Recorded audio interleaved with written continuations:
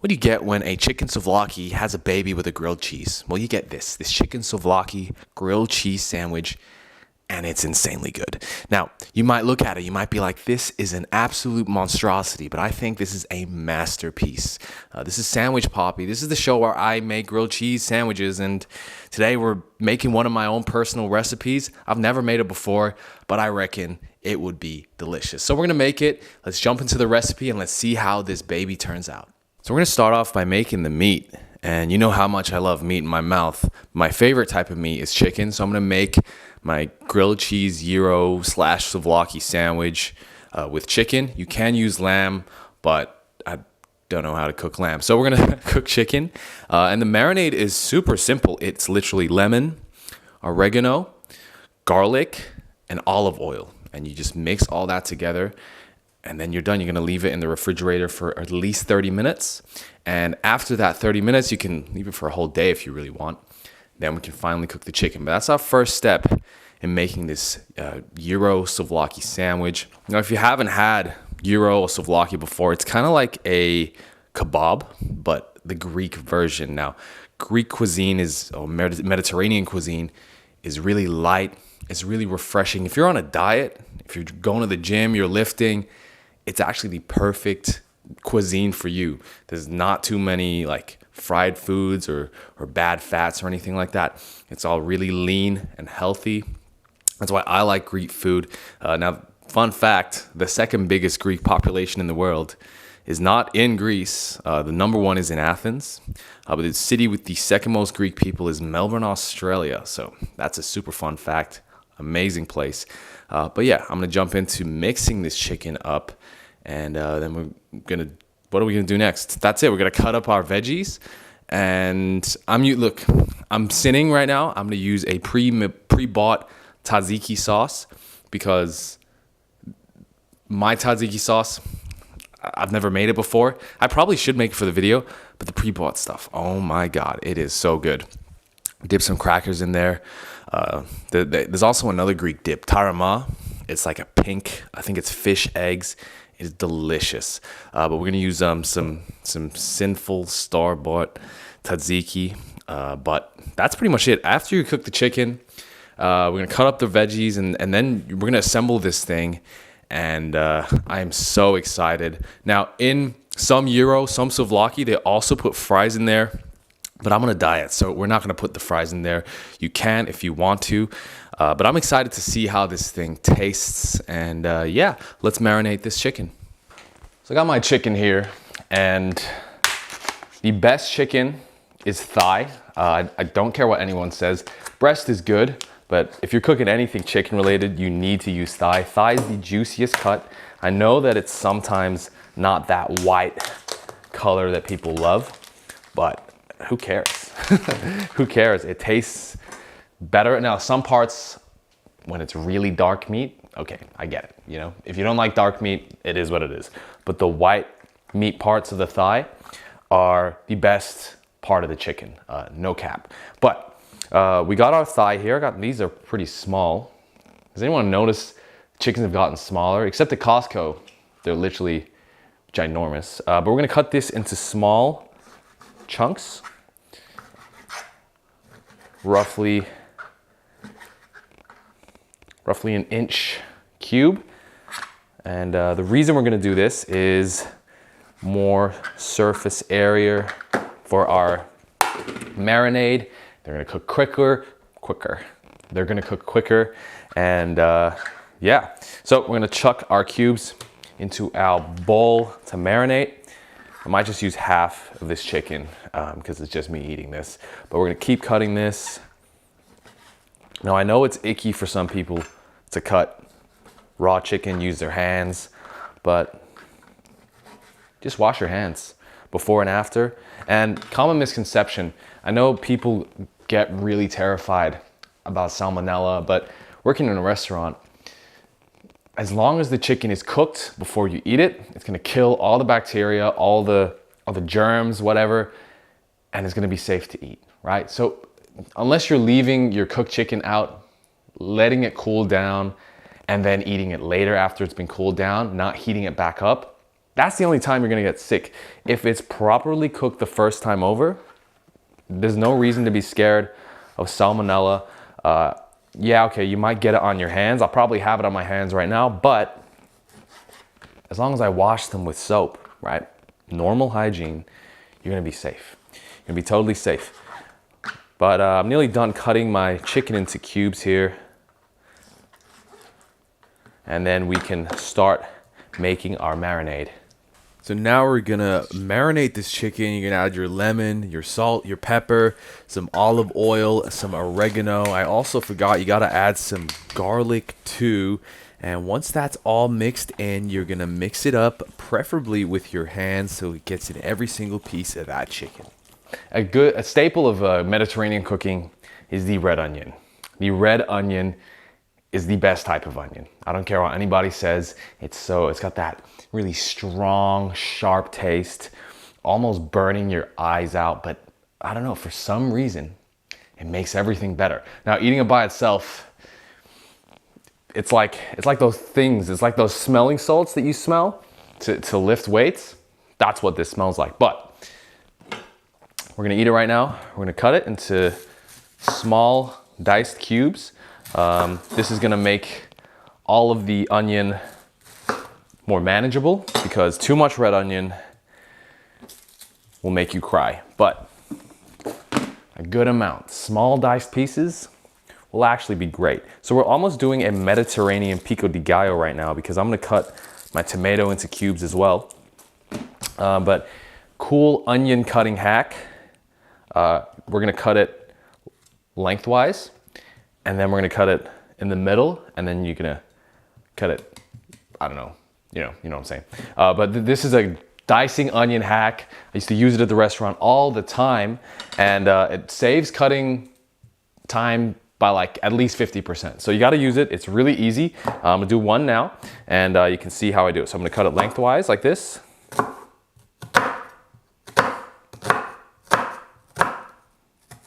Okay, that's an awkward angle. And then we're gonna cut it through the middle, horizontally. And now we can cut it across like this, and look. Boom. And then the end part, you can do whatever you want. I'm just gonna dice it more. Boom. All right, so all our onion is diced. Got these small little cubes. They will be delicious in our sandwich. Now, the other way that people cut their onions for souvlaki is they cut it lengthwise, little julienne pieces of onion. Next up, we're gonna cut our tomato. We're just gonna cut this and dice it as well. So I'm gonna cut this in half first. Gonna get rid of this middle pit thing here on both sides. Boom. I'm gonna address the camera more. I'm looking down a lot. And we're gonna do the exact same thing with these tomatoes. Now, there is a way to cut out the inside gooey parts, but I'm not gonna do that because I actually like the wetness that brings. So we're gonna cut this. Cool. And we're gonna cut the other tomato as well.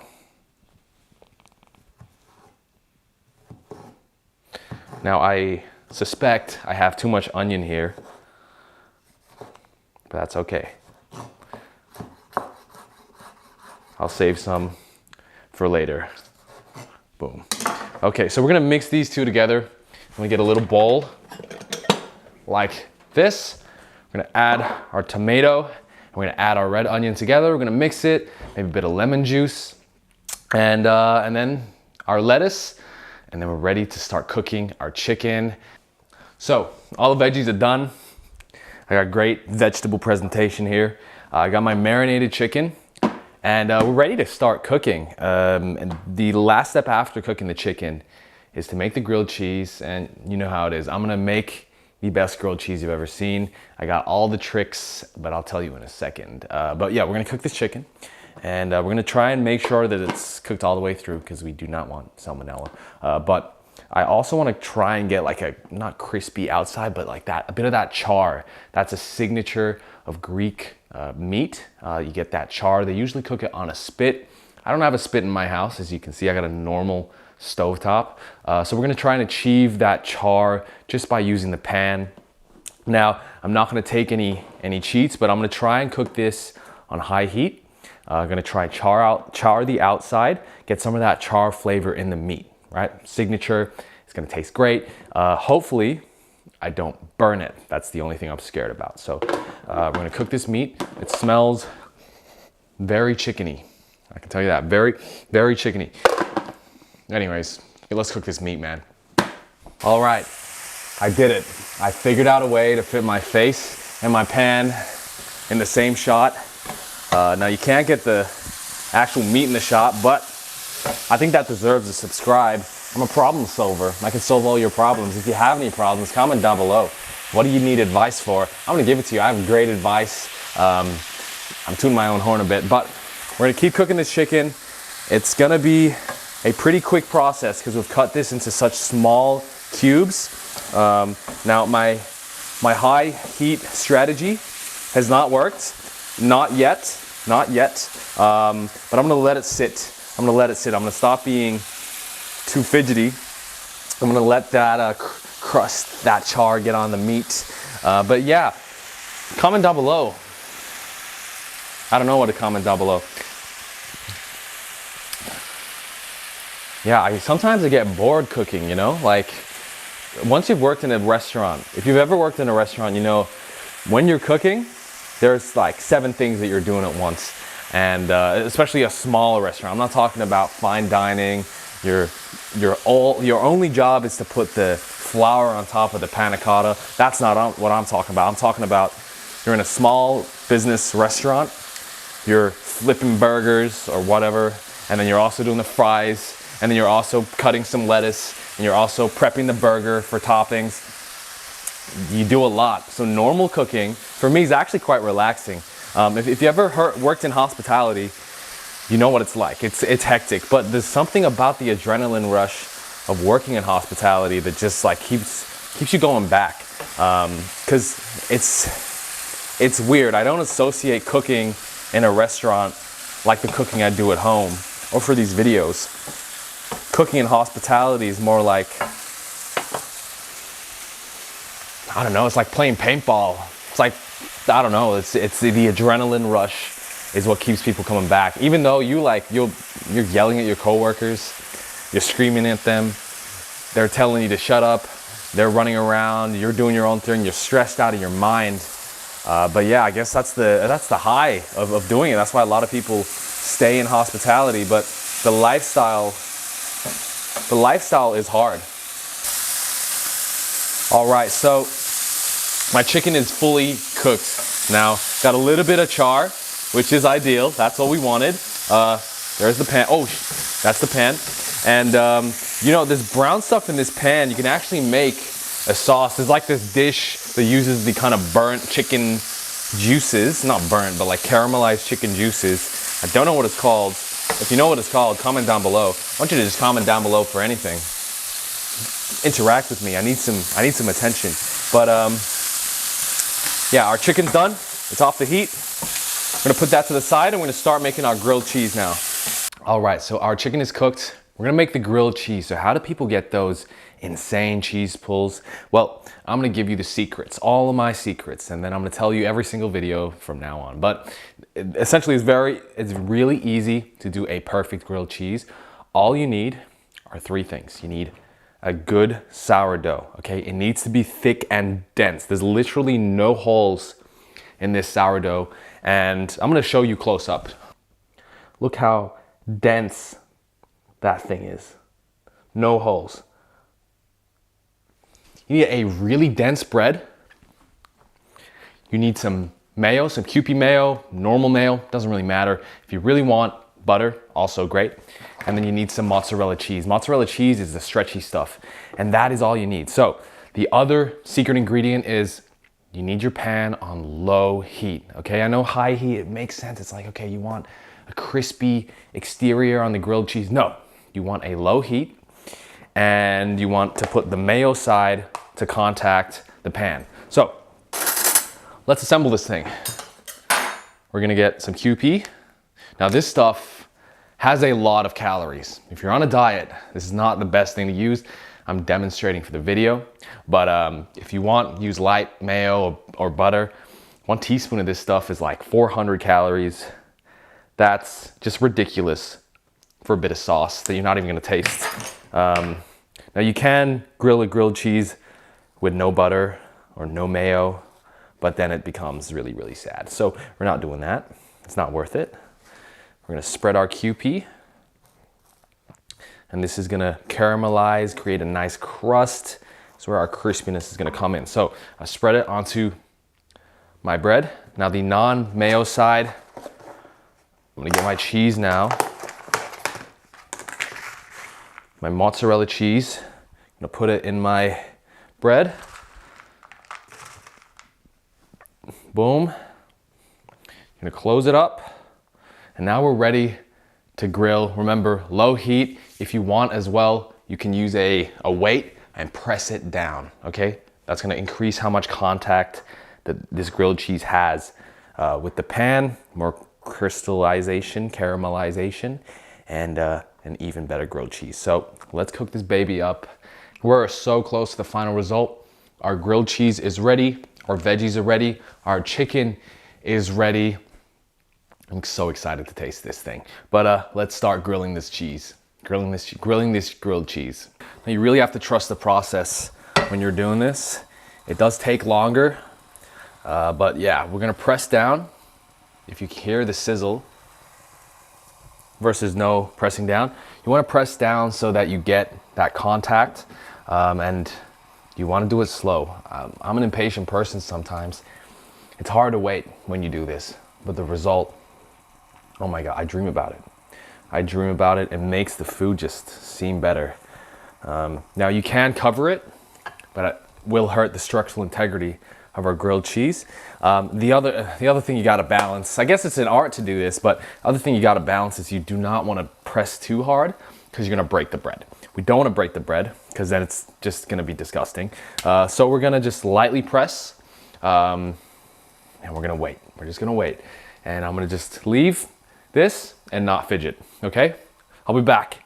So the grilled cheese is done and it looks insane, and we're gonna assemble this baby, our lettuce, our onion, our tomato, and our chicken, and look at that cross section. Let's see how this tastes. I made a mistake.